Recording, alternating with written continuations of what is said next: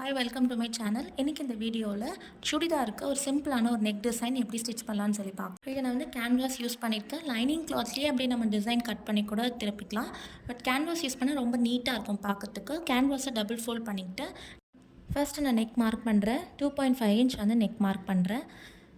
Length வந்து ஒரு 6 inch mark பண்ணுறேன். நம்ம என்ன விட்த் வச்சுருக்கோமோ அதையும் வந்து கீழே மார்க் பண்ணிவிட்டு ஒரு பாக்ஸ் மாதிரி ஃபஸ்ட்டு ட்ரா பண்ணி எடுத்துக்கிறேன். கேன்வாஸ் யூஸ் பண்ணி என்ன டிசைன் பண்ணாலும் நம்ம பண்ணிக்கலாம். சுடிதார் நெக்குக்கு ஏன்னா வந்து சிம்பிளான ஒரு டிசைன் தான் நான் வந்து ட்ரை பண்ணுறேன். பிகினர்ஸ்க்கு வந்து ரொம்ப யூஸ்ஃபுல்லாக இருக்கும்.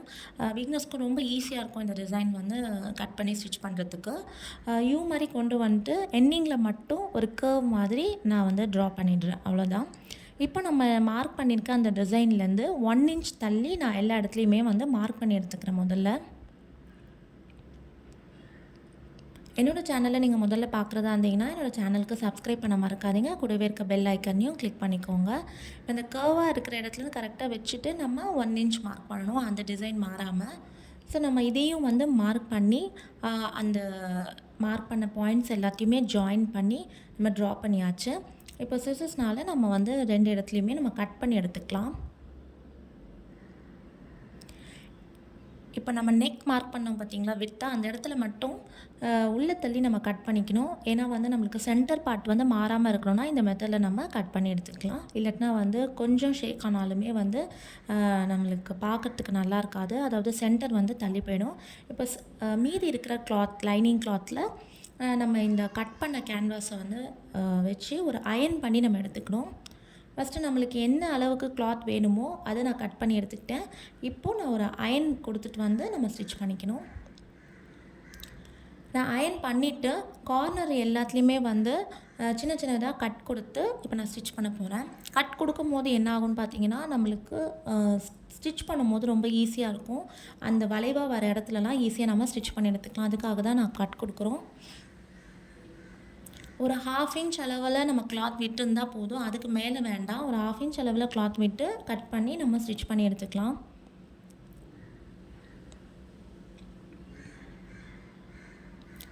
நெக் பேட்டர்ன் வந்து நம்மளுக்கு கிடச்சிருச்சு. இதே மாதிரி நம்ம என்ன டிசைன் வேணாலும் நம்ம பேட்டர்னில் ட்ரா பண்ணி எடுத்து ஒரு கிளாத்தில் அட்டாச் பண்ணிக்கலாம்.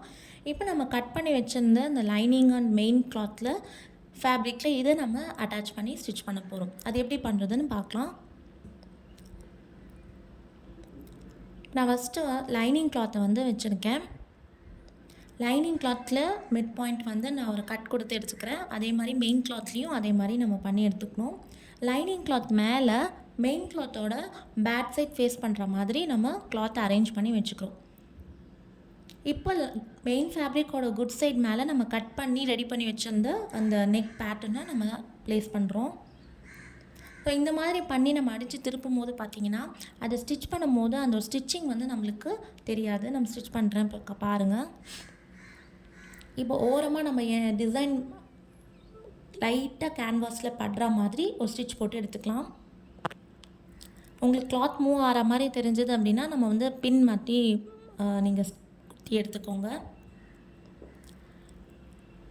நம்ம சிசர்ஸ் வச்சு ஒரு 1/4 இன்ச் அளவில் ஸ்பேஸ் விட்டு மீதி இருக்க கிளாத் எல்லாமே அந்த டிசைன் மாறாமல் அப்படியே கட் பண்ணி எடுத்துக்கலாம். இப்போ கார்னர்ஸ் எல்லாமே நம்ம வந்து ஒரு கட் கொடுத்து திருப்பிக்கலாம். அப்போ தான் நம்ம திருப்பும் போது ஈஸியாக இருக்கும். இப்போ இந்த கேன்வாஸை மட்டும் நம்ம அப்படியே திருப்பி அந்த லைனிங் கிளாத்தில் வரா மாதிரி நம்ம ப்ளேஸ் பண்ணிக்கணும். இப்போ டாப் ஸ்டிச் கொடுத்துக்கலாம். எப்போவுமே சுடிதாரில் வந்து நம்ம டாப் ஸ்டிச் லைனிங் கிளாத் அடித்து திருப்பின பிறகு டாப் ஸ்டிச் கொடுத்தோம் அப்படின்னா நெக் ஃபினிஷிங் பார்க்க ரொம்ப நல்லாயிருக்கும். டாப் ஸ்டிச்ன்றது அந்த ஓரமாக அந்த ஸ்டிச் கொடுத்து நம்ம எடுத்துக்க போகிறோம். நம்ம கேன்வாஸ் வந்து கொஞ்சம் ஸ்டிஃபாக இருக்கும். ஸோ பார்த்து கரெக்டாக நம்ம ஸ்டிச் பண்ணி எடுத்துக்கணும். இப்போ நம்ம திருப்பின பிறகு பார்த்திங்கன்னா அந்த கேன்வாஸ் இது வந்து லைனிங் கிளாத்தில் அப்படியே இருக்கும். நம்ம அதை அப்படியே விட்டுட்டோம் அப்படின்னா நம்ம யூஸ் பண்ண அது வந்து மேலே தூக்கிட்டே வரும். ஸோ மெயின் ஃபேப்ரிக்கில் படாமல் நம்ம அட்டாச் பண்ண அந்த கேன்வாஸ் வந்து லைனிங் கிளாத்தில் மட்டும் நம்ம ஸ்டிச் பண்ணி எடுத்துக்கிறோம். ஸோ அதுக்காக தான் நான் இந்த மாதிரி வந்து கிளாத்தை ப்ளேஸ் பண்ணி எடுத்துருக்கேன். நீங்கள் வீடியோவில் பார்த்துருப்பீங்க.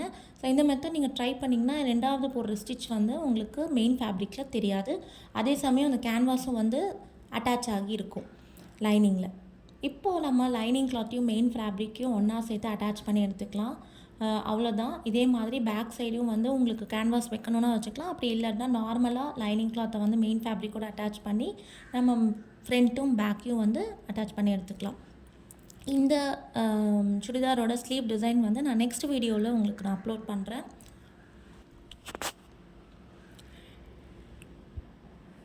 இப்போ லைனிங் கிளாத்தை வந்து ஒரு மடித்து எடுத்துக்கலாம் எண்டிங்கில். லைனிங் கிளாத்தையும் மெயின் ஃபேப்ரிக்கையும் நம்ம அட்டாச் பண்ணும்போது நல்லா தேய்ச்சி விட்டு நம்ம ஸ்டிச் பண்ணிக்கணும். அப்படி இல்லாட்டினா நடுவில் வந்து கிளாத் அப்படியே வந்து அதிகமாக இருந்ததுன்னா போடும்போது நல்லா இருக்காது பார்க்கறதுக்கு. ஸோ அது நீட்டாக இருக்கும் நம்ம இந்த மாதிரி தள்ளி விட்டு ஸ்டிச் பண்ணிக்கிட்டோம் அப்படின்னா. ஸோ அவ்வளோதாங்க, நான் சிம்பிளான ஒரு நெக் டிசைன் எப்படி ஸ்டிச் பண்ணுறதுன்னு காமிச்சிருக்கேன். இதே மெத்தடில் நீங்கள் எந்த டிசைன் வேணாலும் நீங்கள் ஸ்டிச் பண்ணி கிளாத்